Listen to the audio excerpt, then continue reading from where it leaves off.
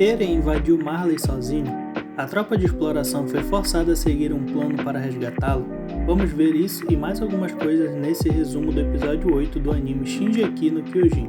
Neste domingo, dia 31, tivemos mais um episódio da quarta temporada de Shingeki no Kyojin, um dos episódios mais esperados pela galera que acompanha a obra pelo mangá, pois tivemos alguns plots inesperados e que deixam muitas dúvidas e mágoas para os próximos capítulos. O episódio inicia com a continuação direta do episódio 7, que muitos disseram ser um dos melhores episódios do anime inteiro por conta das cenas de ação, a morte do bestial, a tropa de exploração fazendo um trabalho de ataque muito bem pensado em Marley e Eren fazendo mais uma aquisição de poder engolido o Titã Martelo de Guerra. E nesta continuação, Eren está prestes a conseguir mais um Titã para seu arsenal. Após estar com o Titã Mandíbula em suas mãos pronto para ser devorado, já sem as pernas e os braços e tendo cumprido seu papel de destruir o cristal em que a portadora do martelo estava escondida, e depois de muita gritaria de Gabi e Falco para que Reiner levante e lute, o Titã blindado finalmente esboça a reação e se transforma para enfrentar Eren mais uma vez. Entretanto, podemos perceber que ele está diferente, e muitos disseram que a blindagem do Titã não se formou na transformação por conta da falta de vontade de Reiner de lutar. Seu único objetivo era salvar o Titã Mandíbula e não deixar com que mais uma arma de Marley seja perdida para os Eldianos de Parades. Devemos lembrar que Reiner ficou extremamente abalado no encontro com Eren, que enganou Falco durante algum tempo, se passando por mendigo para enviar cartas para a tropa de exploração. Reiner sabia que Eren não estava ali pela paz entre as nações e, conhecendo os ideais de Eren, Reiner sabia que uma grande destruição se seguiria após aquele encontro, e conseguiu se enxergar em seu antagonista, como ele próprio se sentia há alguns anos quando invadiu Parades na destruição das muralhas.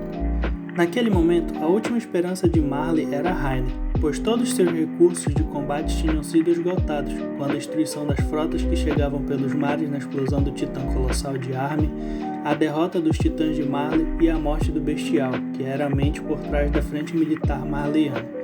Mas Reiner não tinha nenhuma chance contra Eren naquele momento, não só porque ele não tinha mais vontade de lutar, mas também porque seu adversário agora é portador de vários poderes de titãs, que não estão mais em nenhum patamar normal. Lembrando que neste momento da história, Eren já possui o poder do Titã de Ataque, Fundador e Martelo de Guerra. Mas Reiner não imagina que Eren está esgotado após ter lutado contra o Martelo de Guerra e se transformado algumas vezes, o que é um dispêndio grande de energia para os portadores de Titã. Então, quando Reiner resolve atacar, o faz com a única intenção de recuperar o Titã Mandíbula, que está nas mãos de Eren. Este último, que usa o poder do endurecimento e dá um soco em Reiner, que consegue pegar o Mandíbula e por Eren já não ter mais forças para lutar, recua e se despede de Reiner dizendo até a próxima. Os anos de amizade entre Eren e Reiner trouxe uma proximidade muito grande aos personagens, e também uma mágoa profunda nos eventos da fuga de Reiner e Bertholdt de Parades e a descoberta de Eren sobre os Titãs Colossal e Blindado. A nova personalidade de Eren, após o salto no tempo que a história deu, mostra um personagem mais frio, que ainda tem lembranças boas do passado, mas que canalizou suas mágoas para cumprir sua missão. Como ele mesmo fala para Reiner, de seguir em frente. E esta frase, se tratando de Eren, é perigosa para todos os lados, pois numa vingança certamente não será apenas contra Reiner e os líderes de Marley. Como acompanhamos nos episódios anteriores, a tropa de exploração tinha tudo muito bem armado para entrar em Marley, atacar e sair. Entretanto, tudo tinha que ser muito bem cronometrado para que as coisas acontecessem no tempo certo e a missão conseguisse cumprir seu objetivo, de entrar e sair sem perder Eren, que mais à frente descobrimos ter ido para Marley sozinho, sem autorização de seus comandantes, forçando todos a armarem este plano de resgate. Ao se despedir de Reiner, Eren é levado por Mikasa para o dirigível, que estava se aproximando para cumprir sua missão final, que era resgatar Eren do meio da confusão. A tropa de exploração que lutava no solo ia se juntando ao dirigível assim que este passava pela cidade, e alguns continuaram lutando pendurados para evitar que os soldados de Marley derrubassem o dirigível e frustrassem o plano de fuga da tropa. Vendo aquela situação desesperadora, os Eldianos de Parades invadindo a cidade e conseguindo fugir quase sem nenhuma perda, Gabi fica desesperada e jura lutar com todas as forças até o fim, pega uma arma e sai correndo em direção ao dirigível, e Falco, como sempre, vai atrás. No dirigível podemos ver as expressões de ressentimento entre os amigos Armin, Mikasa e Eren, que mesmo estando aliviados de conseguirem cumprir a missão de resgate, sabem que aquela atitude do protagonista seria cobrada pelos superiores e talvez algumas coisas tenham abalado a relação dos personagens no salto de tempo que foi dado, pois claramente Eren mudou muito do garoto que gritava, chorava e precisava da Mikasa para protegê-lo, para um personagem frio, calculista e com foco claro de vingança e destruição. Ao subir no dirigível, Eren é recebido por Levi, que diz que ele fede a merda, e o recebe com um chute no rosto e manda os soldados o prenderem, e que depois vão conversar. Ao retornar ao dirigível, Jean é recebido por Sasha e Connie e é informado que tiveram 6 baixas na tropa durante a batalha. E os outros soldados comemoram a vitória da primeira batalha, entre aspas, e Jean parece lembrar de quantas vezes já lutaram arriscando suas vidas no campo de batalha, ou seja, aquela não era a primeira e nem seria a última e que muitos amigos ainda seriam perdidos.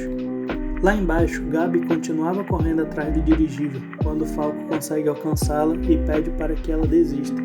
Gabi, muito sentida com a situação, lembra dos amigos que morreram na destruição do prédio que Eren causou e dos soldados que foram mortos por Sasha, e diz que tinha o sonho de provar que os Eldianos podiam ser do bem e que essa era sua missão, mas que tudo isso acabou por conta dos demônios da ilha.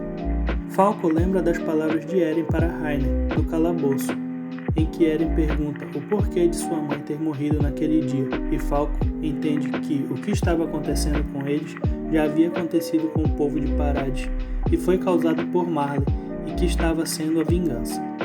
Gabi fala para Falco que eles foram ensinados que aqueles eram e sempre foram os demônios que viviam dentro das muralhas e que continua correndo atrás do dirigível. Falco lembra mais uma vez das palavras de Eren, dizendo para Rainer que eles eram iguais, tanto em Marley quanto nas muralhas. Gabi alcança o dirigível e avista um dos soldados ainda do lado de fora, este que evita atirar em Gabi por ser uma criança. Gabi atira primeiro e consegue acertar o soldado, que cai com o DMT ligado ao dirigível.